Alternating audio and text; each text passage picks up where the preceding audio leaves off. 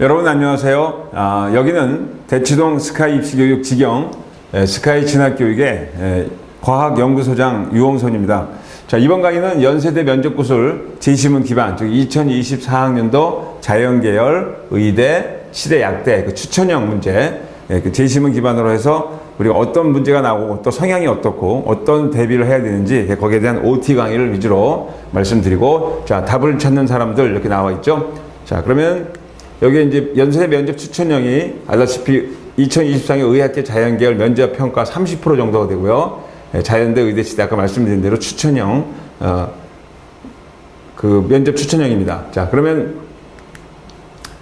여기 지금 보시다시피 2024년 추천형 학생부 교과에 우리 그 자연계열 모집 단위하고 선발돼서 나온 내용들이 쭉 나와 있죠. 인공지능 25명 의과대학 이렇게 나와 있는데 제시문 기반이지만, 자, 여기 인공지능 융합대학 이렇게 나와 있고요. 그 다음에 면접 추천형의 이제 강사들, 그 다음에 우리 1차 발표가 10월 10일 날 하기 때문에 개인별 면접 맞춤 일정 말씀드리고 수업 회당 3시간, 뭐 10시, 2시 타임, 6시 타임 이렇게 블록이 되어 있고요. 기출문제와 적중 유사 문제, 그 다음에 뭐 4회 정도에서 총 12세트 정도를 준비하시면 된다는 거죠.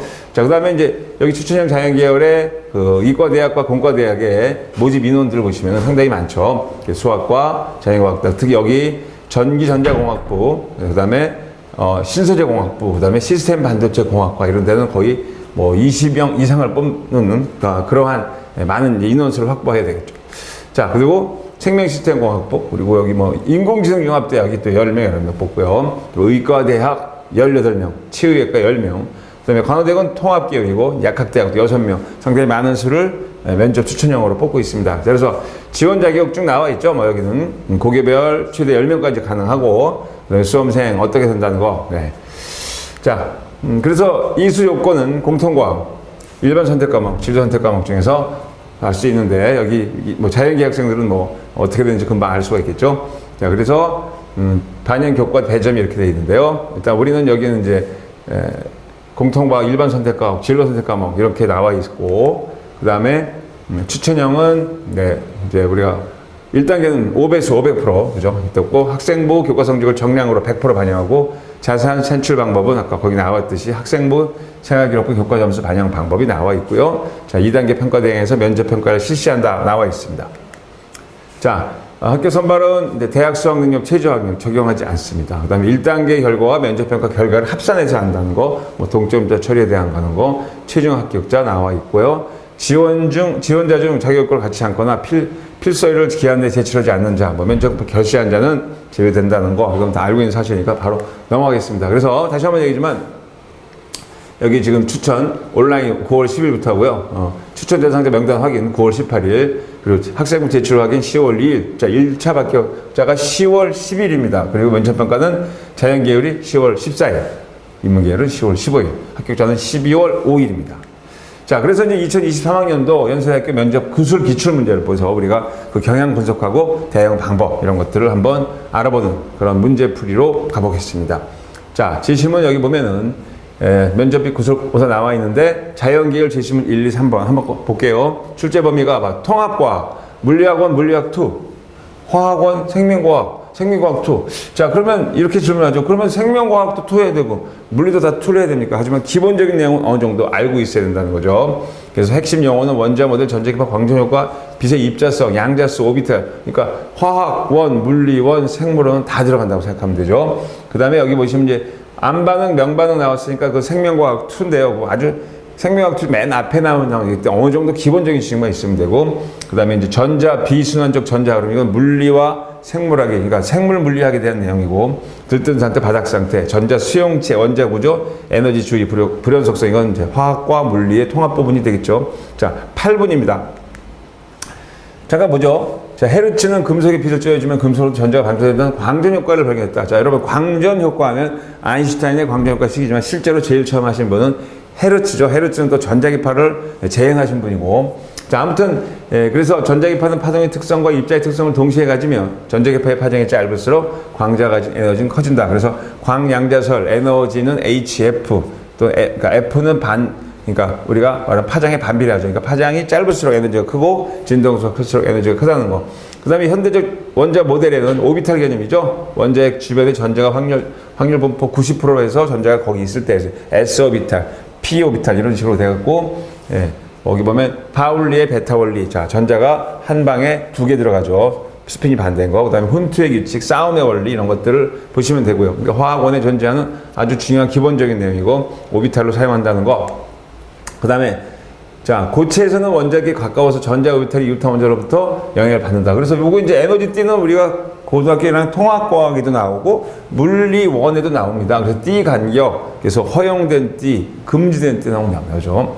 그다음에 라를 보세요. 이제 여러분들이 고통스럽게 하지 말고 나는 생물투를 못하는데 하지 말고 생물투의 아주 기본적인 내용이 이 정도. 우리가 광합성은 어렸을 때 배웠지만 광합성에는 그러니까 빛을 필요로 하는 반응이 있고 빛이 필요 없고 효소에 의해서 이산화탄소를 환원하는 반응이 있다. 그래서 그거를 빛이 필요한 반응을 명반응, 빛이 필요 없이 효소가 반응을 안 반응. 이 정도 알고 가면 되겠죠. 그래서 명반응에서는 이제 빛을 물을 광분해서 산소를 만들고 이런 정도 기초적인 지식. 그 다음에 여기 보면 비순환적 인산화, 순환적 인산화, 전자전달계. 그러니까 논제의 요지가 뭐냐면 광전 효과를 이해하면서 바로 광전 효과의 응용 단계. 그러니까 우리가 이제 광전 효과를 이용해서 광합성을 하는 게 아니고 광합성 내에 광전 효과의 기초적인 내용이 나왔다. 그 정도면 알고 있으면 되죠. 산화 환원 반응.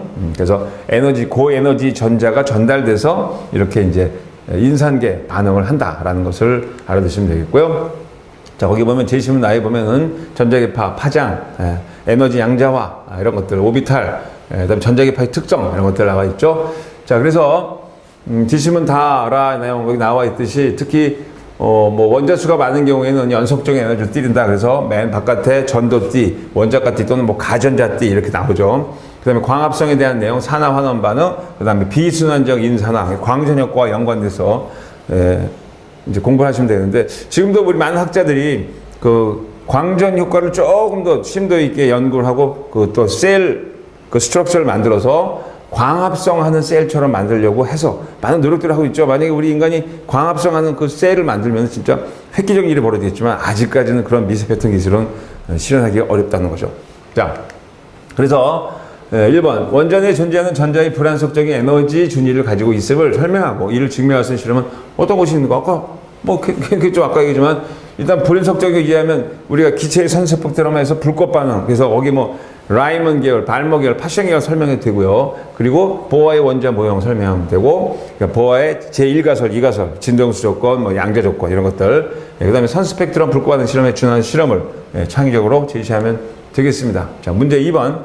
에너지띠 관점에서 도체, 전원체, 반도체의 차이를 설명하고 반도체의 전류가 쓴 조건에 대해서, 그래서 우리는 거기다 불순물 반도체, P형 반도체, N형 반도체, 그렇죠? 그래서 일단 도체의 경우는 원자가 띠와 전도띠가 굉장히 가깝게 붙어 있죠. 그래서 별로 에너지를 주지 않아도 거기는 전자가 이동을 해서 자유전자가 되고 밑에는 양공이 형성된다. 그렇게 되고 부도체는 너무 떨어져 있어서 전자들이 이동하기 어렵다.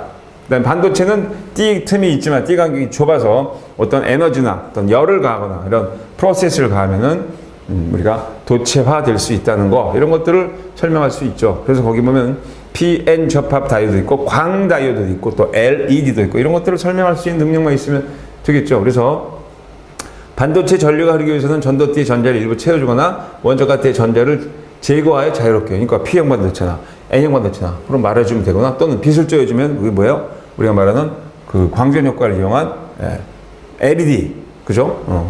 그럼 광 다이오도 이런 설명하면 되겠습니다. 자, 그 다음에 3번. 광합성의 명반응 과정에서 고에너지 전자를 방출한 관계2, 이제 관계1이 있고 관계2가 있는데, 이제 우리가 그 가시광선 영역에서 어디가 관계1이고 관계2다. 이제 이걸 설명하면 되는데요. 자, 바닥 상태에 되돌아가는 과정에 고에너지 전자를 최종적으로 채용하는 물질을 밝히고 광합성의 명반응 과정의 세포호흡의 산화적 인산화 과정의 차이점. 자, 그러니까 이건 좀 생물투 공부를 해야 되겠죠. 그러니까 광합성 명반응에서 그 왜 틸라코이드 막에 존재하는 관계2가 있어요. 그걸 설명하고 거기서 고에너지 전자를 우리 광전 효과처럼 방출해서, 자, 전자가 밖으로 나가니까 산화되죠. 그러면 이 고에너지 방전 전자는 전자 전달결을 이동해서 단계적으로 수소 이온이 동반되는 에너지를 발생해서 NADH 이런 것들을 설명하면 되죠. 그래서 산화가 일어난 광개토는 물을 물을 광분해서 산소를 발생한다. 그리고 그때 전자를 받아들여 환원된다. 그러니까 산화 환원 반응을 설명하시면 되겠습니다. 길게 설명할 필요 없습니다. 자, 그 다음에 여기 이제 아까 나왔듯이 최종 수용체 MADP, 그 다음에 MADPH2 뭐 이렇게 해서 탄소 고정하는 과정, 그 다음에 세포 호흡은 이제 요거는 여러분 꼭 알아둬야 돼. TCA, 그러니까 트리, 카본 뭐 이런 뜻이에요. 그래서 거기에 보면은 산화 환원 반응을 통해서, 그러니까 광합성과 세포호흡은 정반대 반응으로 생각하면 되겠죠. 그래서 최종 전달 수용체의 세포호흡은 산소이고 광합성 과정에서는 NADP 플러스가 된다. 이 정도 지식을 말씀드리면 되겠습니다. 8분 동안 하려니까 굉장히 바쁘게 해야 되겠죠. 자, 그러면 이제 2022년도도 한번 보죠. 어떻게 나오나. 자, 모든 원자는 물질의 원자로 되어 있는 거. 빨리빨리 갈게요. 그래서 뭐 여기 보면은 원자의 크기는 질량과 돌턴의 원자설을 나왔고요. 그 다음에 일정 성분비 법칙, 질량 보존의 법칙 이런 것들. 그 다음에 양성산 숫자에 결정되고 뭐. 그 다음에 주기율표 설명하면 되고 양이온이나 음이온이 되는 이유는 옥텟 규칙 때문이다. 설명하면 되겠죠. 자, 단맛 짠맛 나는 거 설명했어요. 설탕의 결정 뭐. 설탕은 에너지원이 되지만 소금은 왜 에너지원이 되지 않느냐. 아주 쉬운 내용이죠. 그 다음에 자연계에 존재하는 힘들, 중력, 전자기력, 그 다음에 뭐 핵력 이런 것들. 그래서 쿨록의 법칙 이런 것들에 대한 내용들, 상호작용 나왔습니다. 그 다음에 공유결합. 그래서 공유결합이 끊어지면 새로운 경합이 형성되면서 이때 이제 그 사이만큼 에너지를 흡수하거나 방출하는데요. 자, 여기 말씀드린 대로 설탕은 생명체 에너지원이지만 소금은 왜 안 될까? 설탕은 공유결합 물질이고 이당류니까 단당류로 되면서 에너지원이 되죠. 하지만 소금은 이온결합 물질 때문에 Na 플러스와 Cl 마이너스가 분해되는데 에너지를 방출할 수가 없으니까 설명하시면 되고, 뭐 농전권의 차이도 마찬가지죠. 왜냐하면은 그 설탕은 공유결합 물질이 그러니까 온도가 결합력이 약하죠. 하지만 소금은 상당히 결합력이 세죠. 쿨롱의 힘에 의해서. 그래서 거의 800도 이상에서 녹게 된다라는 내용을 설명하면 되겠고, 그 다음에 이제 이거는 수학 문제와 물리 문제죠. 좌표 평면에서 우리가 이제 합력이 제로가 되는 걸 설명하는 거예요. 그러니까 같은 질량을 가지면서 서로 다른 전압을 가진 세 개의 입자가 있는데 하나는 플러스 4, 하나는 x 제로, 하나는 마이너스 1인데 여기서 합력이 제로가 될 때 어떻게 하면은 그 위치가 될 것이냐. 합력이 제로가 되면 동일선상에서 이렇게 뭐 차선이 되든 직선이 되면 그런 내용을 설명하면 되겠습니다. 자, 5번 거는 어떻게 되는지 문제 한번 잠깐 볼게요. 뭐 2021년이니까.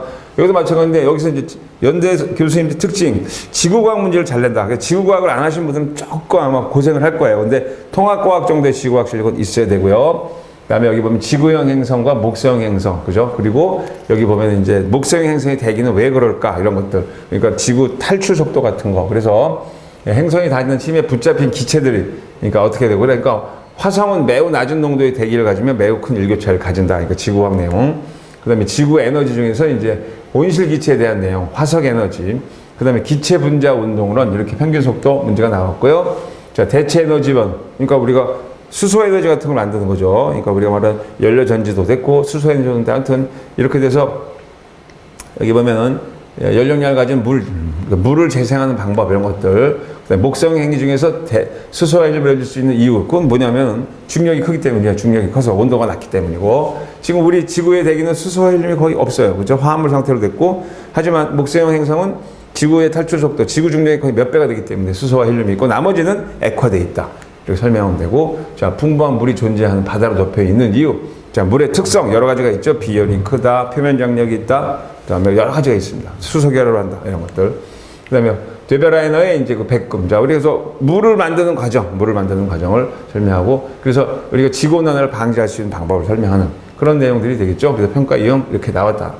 네. 그래서 특기자 면접, 출제 경향 이렇게 정리하시면 되는데요. 아무튼 우리가 2022년도에 나왔던 문제들하고 2023년 약간 차이가 있는데, 지구과학 내용이 조금 포함되어 나온다. 다음에 생물2의 광합성 같은 게 나올 수 있고, 또는 뒤에 이제 유전자 발현 같은 거, 그죠? 그래서 뭐 여러 가지 나올 수 있지만 아무튼 다 섞어 나오기 때문에 준비들을 좀 많이 하셔야겠죠. 그래서 반드시 물리원을 하셔야 됩니다. 연대는 물리원을 안 하면은 여기 지원할 수가 없기 때문에 준비들을 많이 하시기 바랍니다. 그러니까 물리원, 화학원, 지학원, 생물원 좀 어느 정도 지식을 갖고, 나는 물리원과 지학원밖에 안 했어. 그럼 갈 수가 없어요. 생물도 하고 화학도 해야 된다. 그러니까 통합과학 내용으로 충분히 준비해서 연대 그 면접 추천형에 준비를 하시면 되겠습니다. 자, 이제 문제 트렌드하고 준비 과정을 이해하셨죠? 자, 그래서 2023학년도를 기준으로 면접 추천형 OJT 강의를 마치겠습니다.